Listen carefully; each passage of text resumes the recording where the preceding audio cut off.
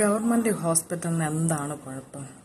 എല്ലാ ആധുനിക സൗകര്യങ്ങളും ഉള്ള ഒരു ഹോസ്പിറ്റലാണ് നമ്മുടെ SIT മെഡിക്കൽ കോളേജ് ഹോസ്പിറ്റൽ എന്ന് പറയുന്നത്. ഇതിനേക്കാളും വലിയ എല്ലാ സൗകര്യങ്ങളും ഉള്ള ഒരു ഹോസ്പിറ്റൽ എനിക്കറിയത്തില്ല.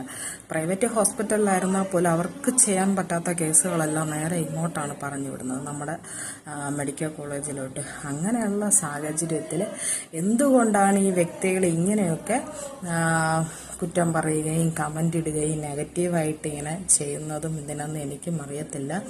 ഞാനും എൻ്റെ 2 കുഞ്ഞുങ്ങളെ പ്രസവിച്ചതും ഗവൺമെൻറ് ഹോസ്പിറ്റലിൽ തന്നെയാണ്. ഞാനും ഒരു സാധാരണക്കാരിയായ ഒരു വ്യക്തിയാണ്, വളരെ കാശൊന്നുമില്ലാത്തൊരു വ്യക്തിയാണ്. അപ്പോൾ എനിക്കറിയത്തില്ല എന്താണ് പ്രശ്നമെന്ന് ഗവൺമെൻറ് ഹോസ്പിറ്റലിന്. സാധാരണക്കാരൻ്റെ പാവപ്പെട്ടവൻ്റെ ഹോസ്പിറ്റൽ എന്നും കൂടി പറയാം നമ്മുടെ എല്ലാ സൗകര്യങ്ങളോടും കൂടിയുള്ള നമ്മുടെ ഗവൺമെൻറ് ഹോസ്പിറ്റലുകൾ.